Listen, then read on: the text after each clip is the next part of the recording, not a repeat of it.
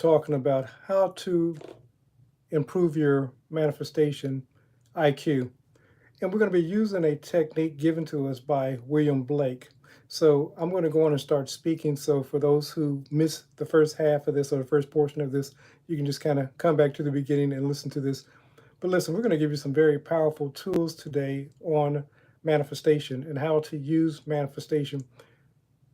I say this often, we're doing this 24/7. We're manifesting anyway, but a lot of us don't feel like we're manifesting effectively. So, what I want to do is give you some tools over the next few moments to help you increase your manifestation. Neville talked about a poem, as it were, by William Blake. And I want to talk about this poem because this poem is the guideline that we're going to be using for you manifesting the life that you desire. And I'll read it a few times throughout this talk so that people that may miss it at this portion of it will get it later on. But William Blake was speaking with a friend of his, and he said, listen, now a fourfold vision I see. A fourfold vision has been given to me. 'Tis fourfold in my supreme delight, and threefold in soft Beulah night. Twofold always may God us keep from single vision and Newton sleep. Now, you're saying, what in the heck did he just say? We're going to talk about that. We're really talking about 4 stages of visualization. Understand this, when you're seeking to manifest anything that you're seeking to manifest in your life, what happens is you start thinking about what it is that you want, then you go about taking the necessary actions and doing what you need to do to go about getting what it is that you want. Let's say that if you needed something at the store, you would think about what you needed from the store because, of course, you noticed that that item was missing. Then you say, okay, I need to go to the store and pick up, let's use milk, for example, and pick up some milk. You put milk on the list, and then when you go to the store, you look at your list, you see milk there, and you go and get the milk. This is pretty much how you manifest anything and everything, but let me break it down. You decide, what's up, John? We're good to see you, bro. You decide what it is that you want. Once you make that decision, and again, let me make something clear. We're not talking about this haphazard, I hope so, and so forth. When you distinctly make a decision for what it is that you want, it's not even an option whether or not you're going to get that milk or that glass of water or whatever it is that you want. Once you make the decision, right now you're doing something. It may even just be watching this video, but you made a decision that, oh, I'm going to plug in and I'm going to listen to the talk today because maybe I'll get something that's going to benefit me. So you made that decision. All of a sudden, because you made that decision, the talk is presenting itself. I'm here. Now, I think that I did this solely of my own accord, but there were also some people that said, listen, I want to participate and be a part of this talk today.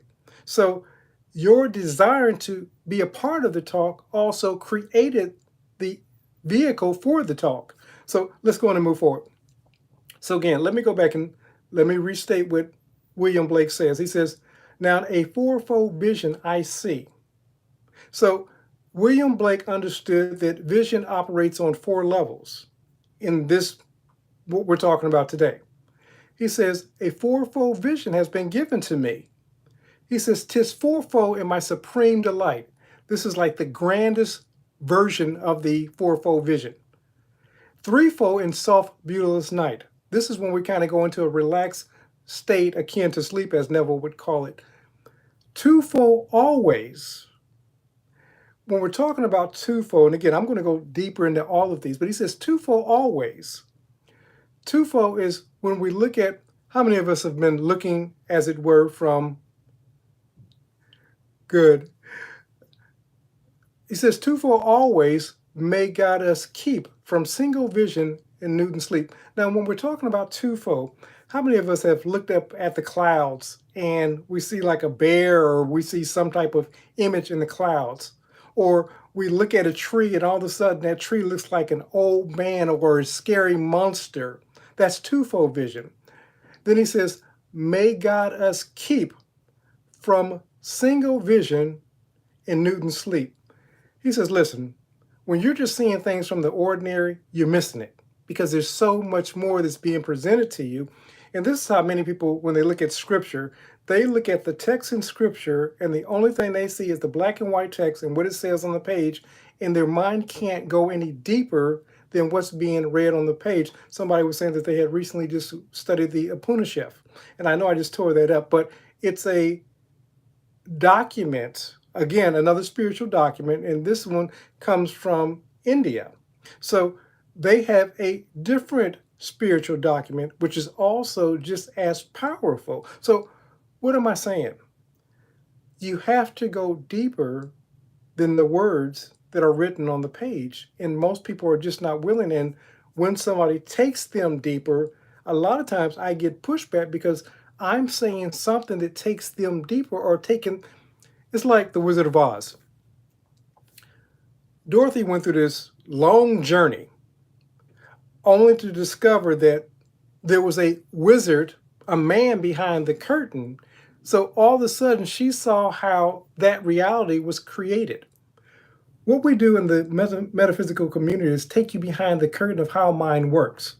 And so when I take you on a deeper journey of finance, relationships, health, and so forth, many people that look at that as a surface level, they're like, how dare you say something contrary to what it has been that I've been taught to believe?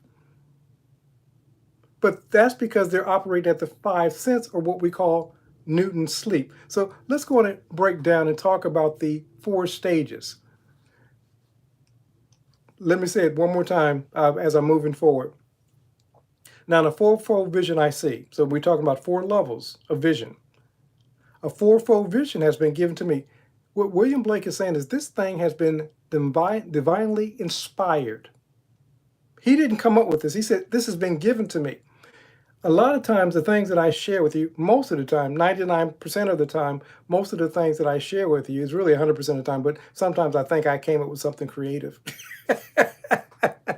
But 99% of the time, I'm sharing with you what's been given to me by way of spirit. And it's just me being open. And so when we're open, revelation comes to us.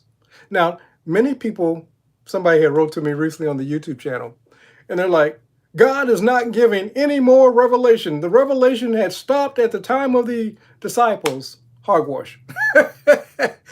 God still speaks in visions and dreams. He still gives insights, input, things that take you deeper than what's being spoken. But many of us have closed our ears to the theologians that say God has stopped speaking. A lot of times those people that tell you that God has stopped speaking, what they don't want you to do is hear what God is saying to you. It's a matter of control. They want to control you. But if you go into the silence, if you're studying the Upanishad, or if you're studying scripture or the Kabbalah or the Quran, whatever your spiritual book is, Spirit's going to take you deeper than what's being said on the page. And this is why out of 8 billion people, you talk to any two people, they have a different version of God. Now, they may say some things at the surface level that mirror one another, but when you start having them go into a conversation, pretty soon one's saying, well, that's not quite what I believe about God, because that's not who God has revealed himself, herself to be to that individual. And so my goal is never to tell you what to believe. Somebody got onto the YouTube channel recently and they're saying, well, I believe that the Son, not S-O-N, but S-U-N, is the divine. I'm like, you have every right to believe that the Son is the divine. My goal is not to convince you what to believe, but that you believe, and be it as you believe, so it's going to show up in your reality. But then they went on to say, well, everybody needs to believe this, or they kind of alluded to that. I said, no, no, no. Our goal is not to tell them what to believe. They have to discover who the divine is for themselves. Why? Because God is able, whatever you call that infinite intelligence, that infinite being as God, is able to reveal himself, herself, itself to you through you. And no matter what I say about what it is that I believe, ultimately you're going to acquiesce to what it is that you believe. But as you believe, as I stated in another talk, if you believe in an angry God, for example, then you're going to see the evidence of an angry God. If you believe in a loving God, then you're going to see the evidence of a loving God. If you see a God of lack, loss, and limitation and judgment, then you'll see the evidence of a God of lack, loss, and judgment and limitations. Be it unto you according to as you believe, and it can't be otherwise. So again, when somebody says this is a bunch of hogwash, I say you're absolutely correct. Because for that person, it is. They're only going to create the reality. Somebody reached out to me recently and says, I have a problem with some of the stuff that you teach and stuff. Oh, well, then you have to go to another channel. But for those people that this message resonates with, for them, they understand, Chris Rock says in he and Jackie Chan's movie, Rush Hour, he's talking to one of the Asian gentlemen in the movie, and he says, can you not understand the word coming out of my mouth? Only the people that are going to understand the words that are coming out of my mouth are the ones that are in vibrational frequency with me. If you're not in vibrational frequency, if you're coming from a place of religion and dogma and so forth, then this message is not going to be for you. Matter of fact, you're going to turn off. If I start speaking about abundance, for example, for the person that's operating from a vibration of lack, they're going to turn off from the message of abundance. You understand what I'm saying? It doesn't matter. You're going to acquiesce and tune into what it is that you're vibrating at the moment. But let's go into William Blake, the first level, single vision, in what he called Newton's sleep. Blake saw people operating simply off of the five senses of what they call reality, the things that they can taste, touch, smell, feel, experience. He said they were asleep because they could only see at that level of reality that identified with what we call the five senses. So he said, listen, at all costs, avoid that one. Avoid that state of single vision, meaning literally only the material, only perception. This is the person that sees the world through simply the five senses. Sometimes scientists get bound in this. It's not that it's wrong, but sometimes you have to go deeper. And this is where science had a struggle initially with quantum mechanics, because quantum mechanics was asking them to believe something that they could not perceive with the five senses. They basically asked them to step out in faith. And it's funny when we talk about stepping out in faith, some of the most faithless people are religious people. And it's because of the indoctrination for the last few thousand years. Things have been taken or hidden from you by those who are in power to keep you disempowered. But, for example, when I quote Psalms 82, you are God, sons and daughters of the Most High God. The people that give the most pushback, that say that they're sons and daughters of God, are the religious community. Now, a person that is not emerged, as it were, in religion, they say, oh yeah, I am God. I feel myself being a creator. But the religion, that's blasphemy. There's only one God. They're absolutely correct. There is only one God, and you're a part of that one God, which in part, if I give birth to someone, I seed a child, and a woman gets impregnated. That child's DNA reflects me. If we have the divine spirit of the all-knowing within us, and in that where it says we live, we move, we have our existence, you have to understand, if I'm a part of the ocean and I'm just a droplet of water, I'm still a part of the ocean. If I'm a part of the divine,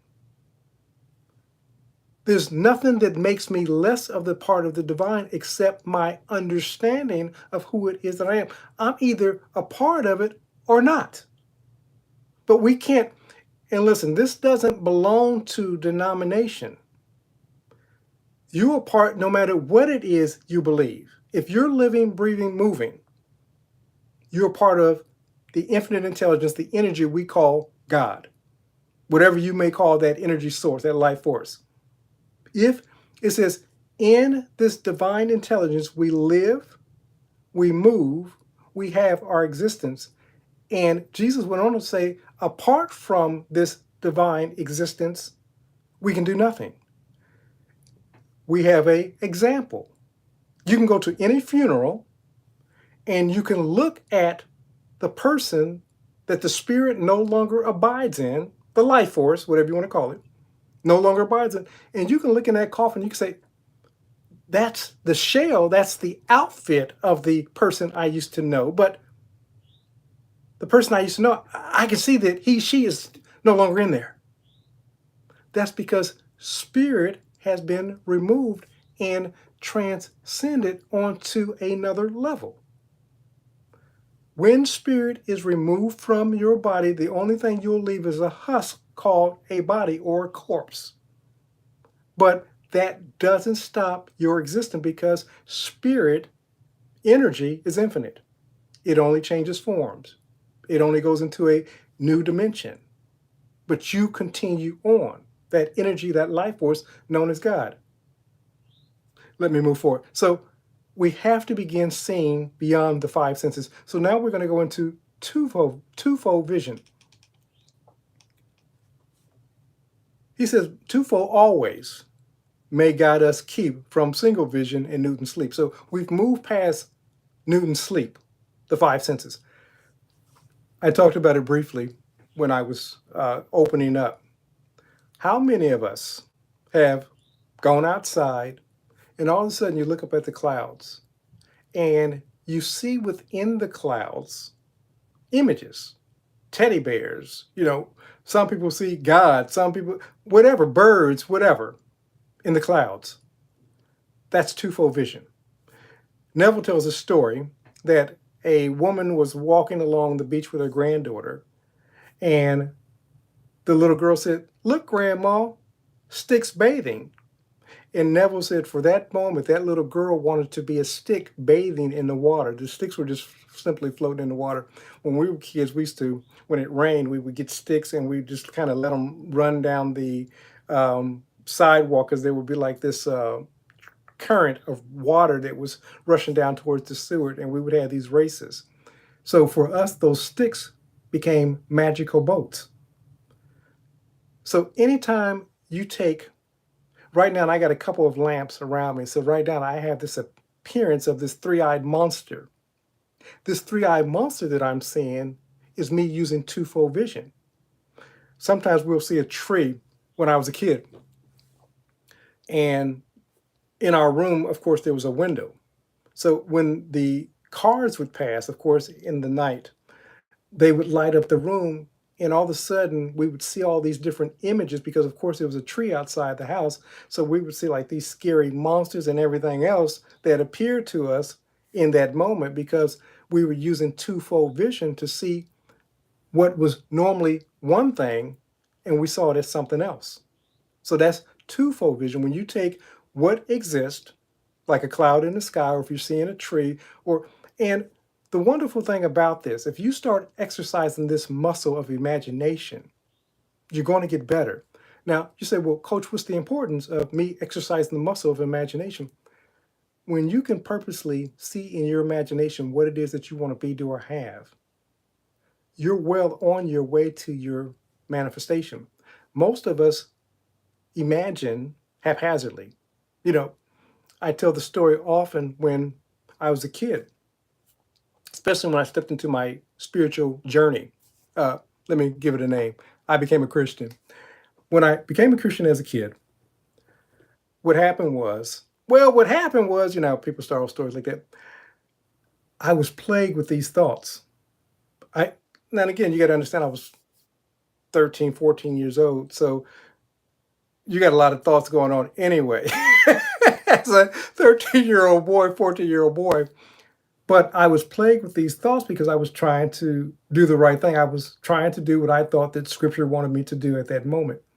And I was plagued with these thoughts, and I thought because I thought the thought, and many of us believe this as adults, I thought because I thought the thought that I had to own the thought. That sounded like a tongue twister, but I believe because I thought the thought and I entertained the thought that I had to own that thought. And over a course of time, because I was plagued to a point of, as a kid, to me, at a point of madness because of these thoughts that were bombarding my mind. And Spirit spoke to me, maybe during a study or whatever, and it said, just because you think a thought doesn't mean you have to own that thought. That liberated me. What I was able to do at that moment is when a thought, and this may liberate some of you, when a thought would come to my mind, I would see the thought, but I didn't have to give it entry. And pretty soon that thought would just float on by. You have to understand this. You're bombarded by literally trillions of thoughts every moment. Now, because we have a filtering system, we only see 8 bits of information at a time. So only so many of those thoughts get through that we start entertaining. Understand this, just because that thought comes, you don't have to own that thought. You can say, Mr. Linda would often say this, where is that taking me? If the thought that you're thinking is not taking you in the direction, we call that right thinking, or scripture calls it righteous thinking. We're not talking religion. We're talking thinking in accordance to what it is that you want to be, do, or have. If your thought is not taking you to where it is that you want to be, do, or have, you're operating out of error. Some would say missing the mark. Some would say sin. And Joseph Murphy said that if a hamburger was what it is that you wanted at the moment, then righteousness would be getting that hamburger. So Mr. Lindo took it even deeper. He says, listen, if you wanted to rob a bank and the goal was to rob a bank, if you successfully went through and robbed the bank, then you did not miss the mark or you did not sin. Now, we're not talking morality, so I don't want nobody to take this little snippet and say, oh, he said go rob banks. It's bringing about a point. Whatever it is that you want to manifest, bring about in your reality, you think in accordance to that. Now, understand this, guys. You have to exercise the muscle using the tools that we're talking about today. As you exercise the muscle, now understand this. Reality, the 5 sense, Newton's sleep, will say that all this stuff is going wrong. I recently had an experience, and when the experience came up, I'm like, why in the heck is this showing up? And then I had to say to myself, okay, it doesn't matter the why. Who do I need to be to get this thing resolved?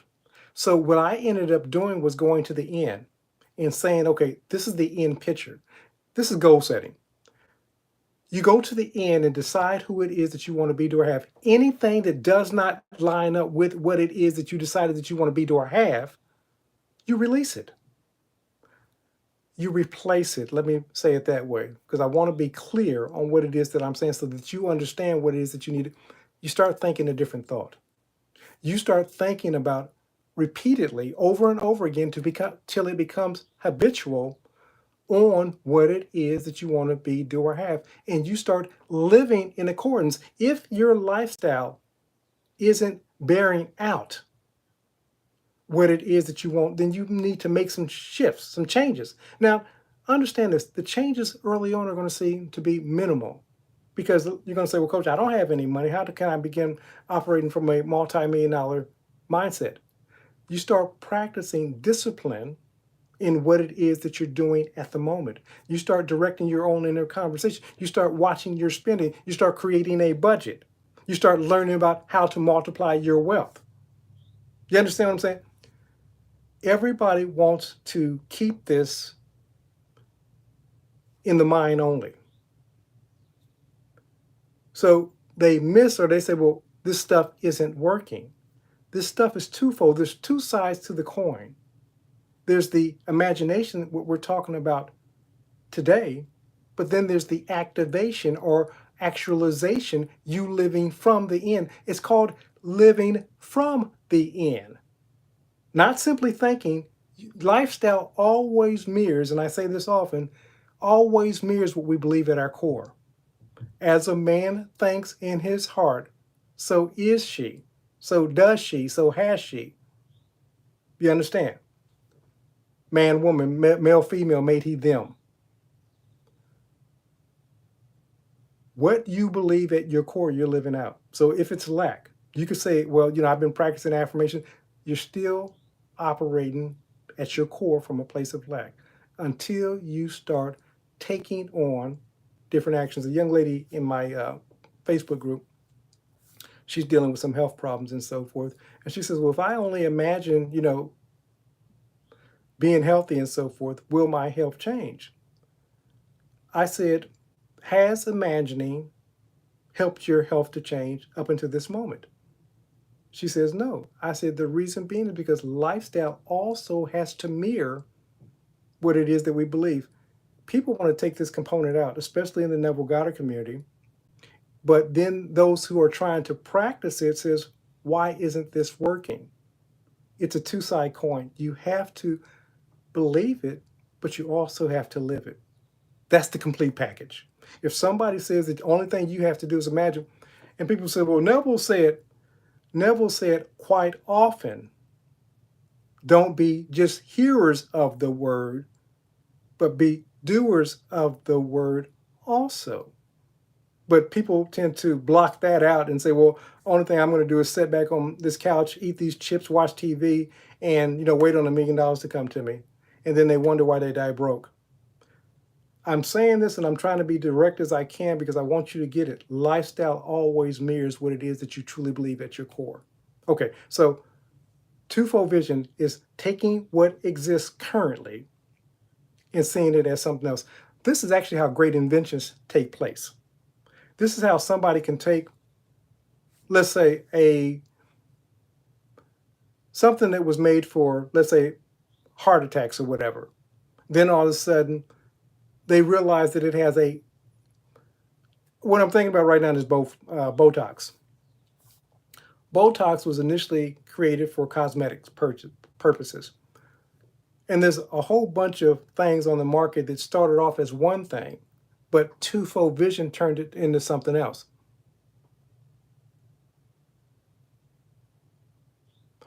Absolutely. B. Johnson said, good to see you, B. Johnson, love you, thank you. B. Johnson said this, that when you truly get to a place that you believe something, that you've owned it, that you've embodied, I like to say embodied, and you clothe yourself, embodied living in the end, the action becomes a default. And this is absolutely true. We're doing most of what we do right now habitually. We're taking actions because our core belief says this is who we are. I was talking to my brother the other day and we were on this topic. I said, we've often said that, this is, when we, if we blow up or we do something or we say, well, this is just who I am. This is my culture. This is what we do. And I said, it's not. We've purchased that this is just who we are. And I often tell the story about my sister, so I won't go into it in detail, but my sister said, diabetes runs in our family. I said, not the case. I did not buy into it. She did. She's dealing with diabetes. I'm not. Why? Because I did not buy into the ideology that diabetes runs in my family. Many of us are operating on autopilot, but we're doing it on things that we don't want to keep showing up in our lives. So we have to interrupt that ideology and replace it with a new one. Now, when you replace it initially, you're going to feel like an imposter. You're going to feel like a fake, a phony. Ride with it. You got to understand, ego's goal in the past was to keep you safe. And in keeping you safe, it tries to, even in discomfort, says, listen, I'm familiar with discomfort. Why do I need to create $1 million business? Because, I'm barely making it, but I've done this so long. So we get scared and we revert back to habits that keep us from operating from lack, loss, and limitation, as opposed to creating that new habit. You're a spiritual energy being having a human experience. Being so, you can clothe spirit into I'm abundant. And you can begin living from a place of abundance and then begin experiencing abundance. I'm loving. You can begin experiencing loving relationships and begin to see loving relationships operating from your life. I'm healthy. As I was telling the young girl, I said, listen, what I'm not saying is that change can't happen. It absolutely can. But we have to be willing to clothe ourselves, as B. Johnson was just saying, into something new. When we take on the new ideology and we start owning it, again, spirit doesn't care. It's going to say, be it done unto you according to as you believe. We call that faith. As you operate in that ideology long enough, it will become your new reality. I've seen this in my own life. I've seen this in siblings' lives that were on the streets, incarcerated. Now they're changing lives. Now, if it was fixed, if that was just who I am, they would have been the same person today that they were 20, 30, 40 years ago. But that's not the case. What I'm telling you is that spirit, at a human level, let's go back to the Newton's sleep at the 5 sense level. Science says that every 11 months, we have a new body. Why is it, since we have a new body, they say pretty much everything except the skeleton has changed. All the cells in your body have changed. With that being said, why is it that we keep playing forward sickness, ill health, diabetes, whatever that thing is? If we're creating a new body every 11 months or so, why do we keep playing forward the old illness? It's because we believe that's who we are. But what would happen if I believe something different? Quick story for those who may have never heard this. I used to get a code, and early on, I mean, weeks, I could hold on to a code. I started changing my ideology about codes. And I said, I get a code for 7 days, and after 7 days, the code is gone. So I would get a code in about 7 days, the code would be gone. Thank you, B. Johnson. So after 7 days, I'm hitting my screen because sometimes it kind of does this fade thing. I don't know what that is about YouTube, but hopefully you guys are not losing me. So 7 days, I would get a code, and all of a sudden, the code would be gone in about 7 days, 17 days. So then I came up with a system. In about 24 hours, I was able to alleviate a code. So I would say, shoot, in 24 hours, I can get rid of a code. You see the progression. And I thought to myself one day, I said, why do I need to catch a cold? Period. When I made that decision, if I get a cold symptom, the things that I used to call the cold symptom, I say, oh, it's nothing but dust or pollen in my throat, and it'll pass in a few moments. And that's what happens now. I don't catch colds.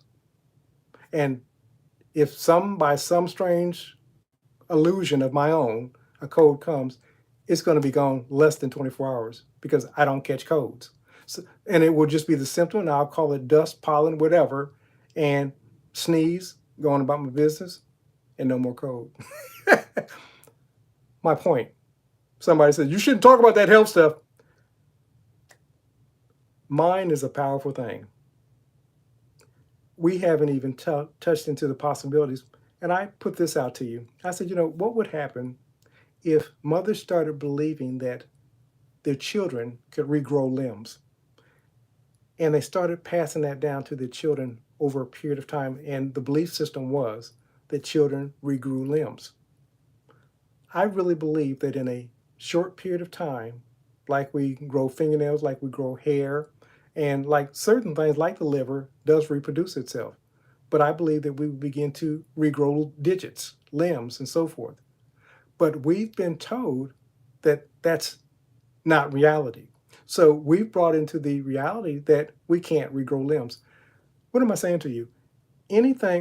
We're doing some things today that are considered miracles. I mean, literally miracles, heart transplants, now we're stem cells and so many other things that 25 years ago wasn't deemed possible. 50 years, it wasn't even conceived in the mind of men and women.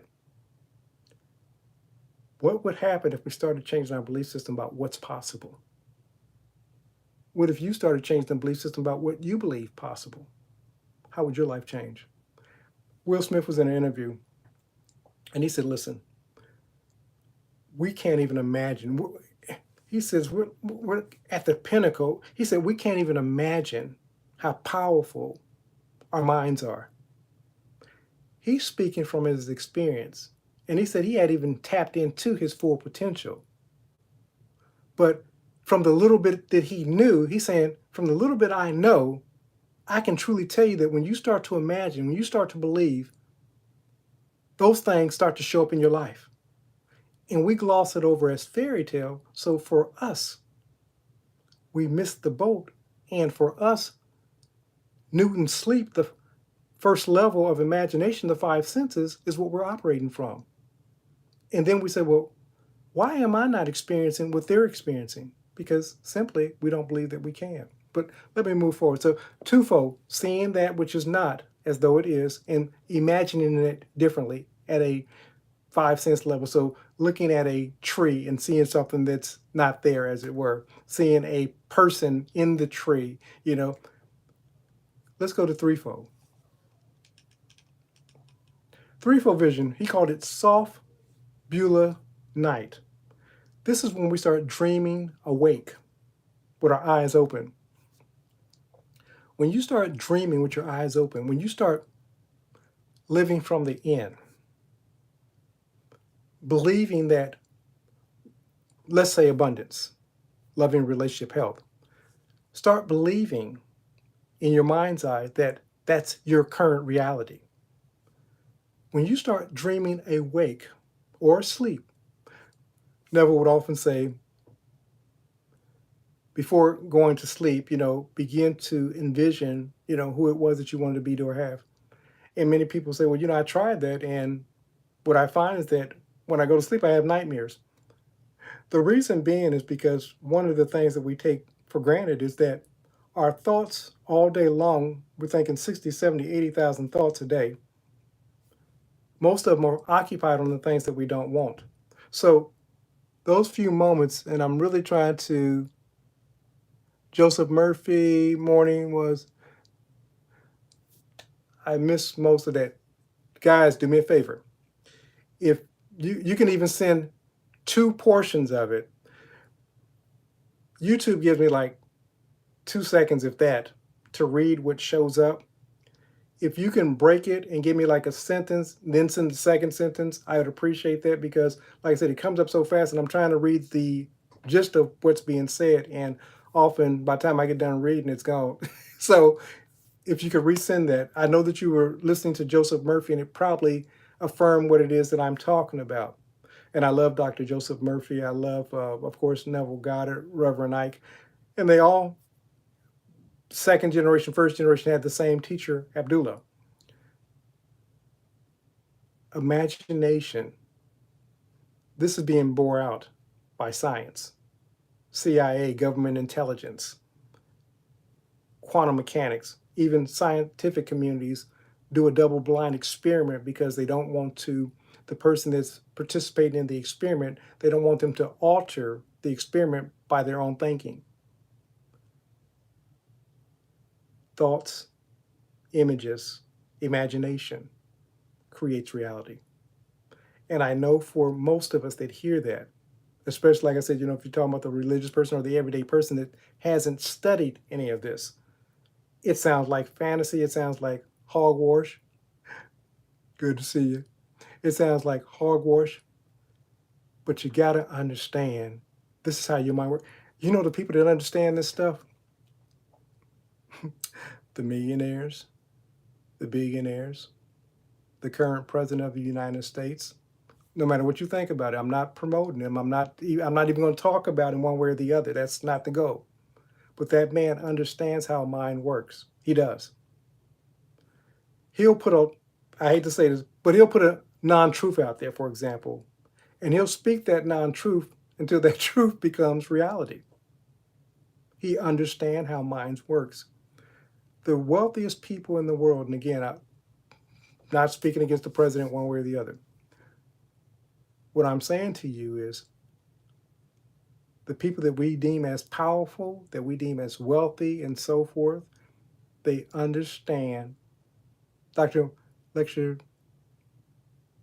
absolutely. Um, you can send me, if you want, you can even send me the link of that. It may not let you send the link, but if you send it, it may send it to my box, and I may be able to get that. But even if you just send me the name, because it may not be out there. So in the comments, if you send that name to me, I appreciate it. I'll take a look at that. Dr. Joseph Murphy's In the Hands of a Child, I believe it was. Imagination creates reality. This is the thing that I'm trying to get you. So what I'm doing today is giving you tools of how imagination works using William Blake's Fourfold Vision. So we're on Threefold Vision now. And this is a dreamlike. So Neville Goddard's father, when he saw, thank you, Neville Goddard's father, when he went to listen to one of Neville's lectures, he's like, well, you're talking about the Bible, and I pretty much read the Bible every day, so I really didn't take anything from it. He said, but one suggestion that I want to make is, thank you. Somebody was saying that they're enjoying the videos. I appreciate you. Love you too. So he says, I want to make one suggestion to you. Now, Victor practiced. I don't know how the Goddard men intuitively knew about this, but they did. Neville intuitively started doing this work, after speaking to Abdullah, but he was doing some of this even before he met Abdullah. His brother and his father practiced similar techniques. Victor, when his father was booted from his company with his other two partners, Victor came back from school after a year and started running the family business. And he would see in his imagination on the billboard his family's name. People would see him walking back and forth, and every day he would walk back and forth. He would see that billboard. He would see his family's name. All of a sudden, this company was up for sale, and somebody approached him and said, are you interested?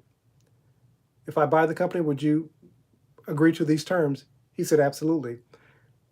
Today, that business, for those who may not know, hey, good to see you, Talib. A long time no see.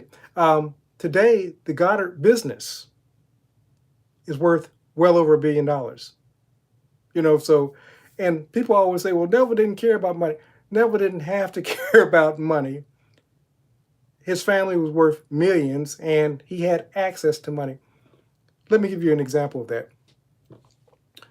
Say that my best friend is, I'll use Bill Gates, and Bill said, DeCarlo, he knows that I'm not going to ask him for anything for the most part, but he says, if you ever need anything, reach out to me. When you have access to money, you don't worry about money. Neville always, sometimes early on, he would cry out to Victor and complaining and so forth, and Victor wouldn't give it to him. When Neville stopped crying and stopped feeling entitled, Victor started showing up. But then Neville's financial situation changed because now he was a very in-demand speaker, and he had a circuit that he was on. Neville, as a speaker goes, spoke probably 300 days plus out of a year. We can know that by looking at his schedule and also knowing that, of course, at many times his wife may have been in the hospital. But Neville, based off of his own numbers and his own accounting, was a very prosperous speaker. So, no, he didn't have to work. He did a great job. What am I saying to you, creators? Provide a service. Provide outstanding service. And let me suggest this. Find out what you love. There's nothing that you can think, I love doing this. My point is to you, there's nothing that you can think about doing. Talib and I had a conversation, a coaching session, and the man does some beautiful music and so forth. But there's nothing that you can think about doing that somebody won't compensate you for it. But understand this, not somebody else not even getting paid to do it right now. You can't think of anything that you can think of doing anything, I promise you, that somebody somewhere isn't getting paid handsomely to do it. Now you say, well, Coach, it's not all about the money. If you want to travel, if you want the nice house and so forth, it requires something we call currency. If you want health care, if you want to make sure that your family's taken care of. Wonderful. Hey, send me the links to those when you get time. He was just saying that he did a sci-fi book and a self-help book. When you get a moment now, look them up on the Amazon. Congrats. Many of us, we don't realize, I was a part of it. We've been programmed to disdain money. We have been. This programming has gone on for literally thousands of years. Those who in power have the poor believing that money's evil. Why? Because they stay in power. If you're empowered and you understand how to make money, they lose their power. So we're promised ours in the hereafter. And I know I'm going to lose some of you, and that's okay. When I start talking about money, people drop off. The dropping off is only the part of the programming. But then we say, well, it's hard for me to make money. I don't know why I can't make enough money to, get beyond. You weren't created to operate from good to see you. You weren't created to operate from a place of lack. We've been programmed to operate from a place of lack. There's no lack in the universe, only conditioning, our belief about lack. You can look at nature, you can look at until people step in. There's no lack. Birds of the field, insects, grass, trees. There's no lack. Stars, whatever you can think of, there's no lack. God does not operate from a place of lack. Lack is a mindset. And I know that people give me pushback when I say that, but you can't look in any other place in nature where man's not involved that there's lack. No place, except when men intervene and they start destroying things. But nature, by its nature, is abundant. And so are we to be. But like I said, we've been preconditioned, programmed for thousands of years to believe that lack is good, that poverty is good, that we'll get ours in the hereafter. You don't need money in the hereafter. You have the connection with the infinite intelligence known as God. You don't need money. Money's for this time and space. Abundance is for this time and space. The master teacher says, I've come that you may have life and have it more abundantly. The religious person, well, he didn't mean money. He didn't. More abundance is more abundance, whatever it looks like to you. Okay, so threefold. This is when you start living from the end, or living your desire now. You begin clothing yourself. You begin imagining yourself as though that reality is taking place at this moment. When you start doing that, because mind creates reality and not the other way around, events, circumstances are going to begin to shift. Opportunities are going to begin to show up. As Neville would often say, some people say, well, it would have happened anyway. It happened because somebody, whether you or somebody outside of you, started seeing something different for yourself and the opportunity presented itself. But understand this, if when that opportunity shows up and you're still operating from a mind of lack, you're going to find a way to dissipate all the stuff that you created. Speaking from experience, I'm talking literally millions of dollars. The law doesn't only work in the positive. It works in the negative too. It says, whatever you sow, that shall you reap, good, bad, or indifferent. Don't think that this stuff only works for the positive. If you've been sowing seeds of negativity, condemnation, complaining, you're going to reap that harvest.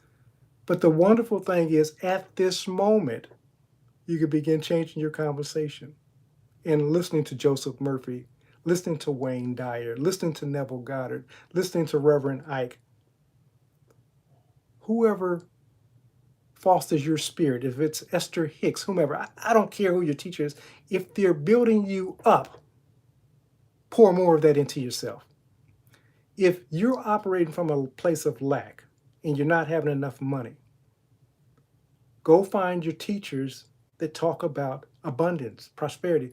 What's going to happen is you're reprogramming at that threefold vision. You're awake, imagining your new outcome. I've done this, didn't know I was doing it. I've done this many aspects of my life. I started a job, I was at the bottom of the job. I had come into that job, I guess I was making like $7 an hour. And I found out that the managers were doing like $15, $18 an hour. I said, I want to be a manager. I started clothing myself in the manager role, taking on responsibilities. Being that manager and that manager opportunity opened up for me. I decided I didn't want to live anymore in Ohio as a kid. I saw so much mishap and so forth. And I said, that can't be my life. And I made a decision. And I started looking around. Once that decision was made and opportunities began to present themselves. First, it was OSU, Ohio State University. Some, again, dealing with situations, couldn't stay there. Military opened up, allowed me the opportunity to travel the world. Once you make the decision and you start seeing in your mind's eye, you're not going to know the how. But once you present the ideal, the concept, the belief to the universe, Neville called it a bridge of incident. Opportunities are going to present themselves. You know, I'm unemployed and seeing this young lady from the church at that time, and this guy that liked her, trying to impress her, said, "Hey man, I got a job opportunity." It ushered my way into telecommunications. You don't know how it's going to show up or who's going to bring the opportunity to you. Guys, you got to understand the stuff that you're imagining consistently and persistently is creating your world because it's your belief system. And if you operate from a belief system that money's evil, for example, or money's bad, whatever, only thing you're going to see is more evidence of that. And so what happens is even where more money comes into your life, to him, her who has in consciousness, more shall be given. But to him or her who has not, I want to keep talking about money till you get comfortable with me talking about money. I do. Because see, I know that you having the resources is going to open up not only the opportunities for you, but for your family and generations to come. We've been programmed to hate money. I'm asking you to challenge the program. I'm asking you to challenge the program. Start. Jesus says, make friends with unrighteous mammon. We call that money. He didn't say that money was the root of all evil, but people say he said it. That was Paul. Paul was a legalist. I ain't hating on Paul, but Paul was a legalist. And Paul had his, I said it earlier, for those who may have not heard me say it, but let me say it again. We create gods after our own image and our own likeness. What does that mean? We create gods after our predominant belief system. If I'm angry, I create an angry God. If I'm loving, I create a loving God. If I'm caring, I create a caring God. Let somebody tell you who God is, and you'll discover who they are. I promise you. I believe God's abundant. I believe that he's a God of more than enough because he says that he is. She says that she is. It says that it is, whatever you want to call God. As you begin operating in that belief system, you're going to see the evidence. You're going to start seeing an abundant God showing up on your behalf. The problem is the God that we've created is too small. He operates out of lack, loss, and limitation. He operates out of a place of judgment and hate, and he's going to throw you in hell. What do you think you're going to get from a God like that? I'm just saying. We create gods after our own image and likeness, and it can't be otherwise. You listen to somebody, somebody's going to come on this, they're going to hear a portion of this talk or whatever. They're going to get on my YouTube channel and they're going to say, blasphemy, heresy, that's not God. And I'll understand who God is for them. You understand what I'm saying? My goal is not to tell you who to believe, who God is for you. Your job is to discover that for yourself. But if you're going to create a God after your own image and your likeness, why not would you make her abundance, loving, caring, nurturing, powerful? Why not? Because that other God doesn't seem to be working for you. I'm not making light of this. I'm laughing at myself too because I've been guilty as well. Okay, so now that's threefold vision. When you start walking in, I call that the elite state, living, embody living in the end. You clothe yourself. Understand this, because you're a spiritual being, an energy being having a human experience. Whatever you clothe spirit in by way of your predominant thoughts, words, action, feelings, states, dispositions, that's what's going to show up in your world. Let's go to fourfold vision. He says fourfold vision is embodying the body. He says this is the supreme state. Fourfold is this. About 5 years ago, I had listened to a couple of talks of Neville, and this story is relevant to Fourfold Vision, so I'll tell it. I used to listen to Neville, still do often, going to sleep. I would get on somebody's channel that had like several Neville, and I would just let the YouTube channel just play throughout the night. And Neville was talking about the promise. And I told myself, I said, listen, I don't need a promise to validate my relationship with Father. I knew that Father and I was one. And so I had this experience, and the first thing I see is this serpent, and it's full of golden liquid light. But you can see through the serpent, and it was like it had these sections. I realized later it was symbolic of the spinal cord. And I'm seeing this serpent rise up. And again, I'm the one, I don't need the promise to validate. You don't need the promise to be validated either. Let me be clear. I'm just telling you my story. So I wake up after, and I'm like, that's strange. Didn't make any connection.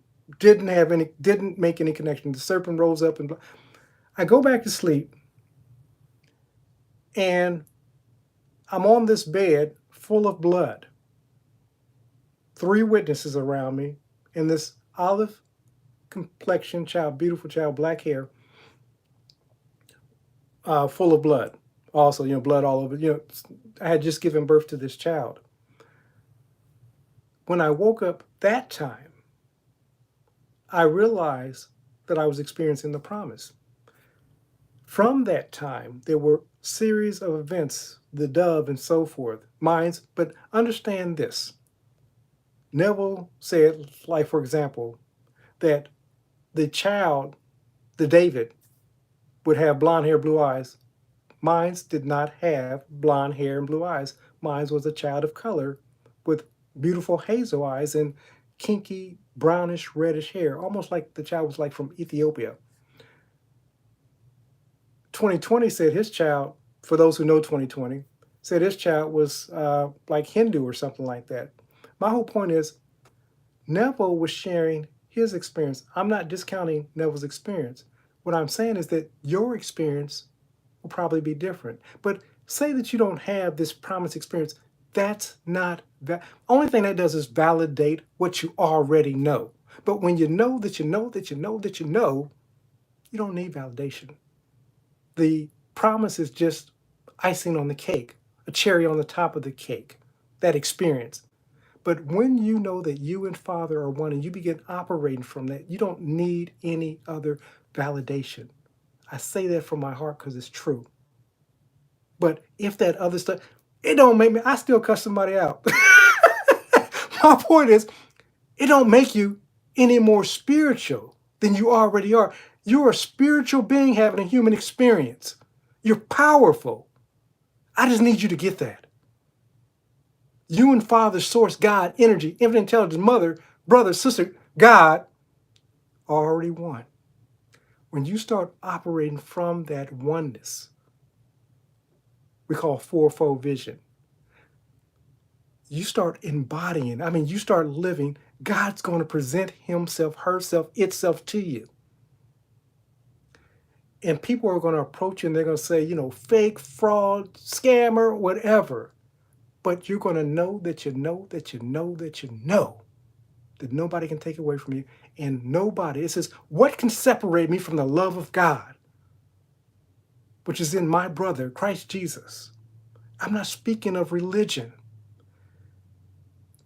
You got to understand this.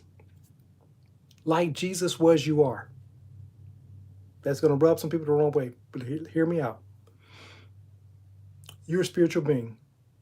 Spirit has its origin. Spirit's origin is Father, God, Source. In the book of Ecclesiastes, I want to say about 13, chapter 14, 13, it says, Spirit will return to the source which gave it. You, like Jesus, had an origin. We all had an origin. We all came. It says, in the beginning, God said. We speak of God, Elohim. It says, God took counsel amongst the gods.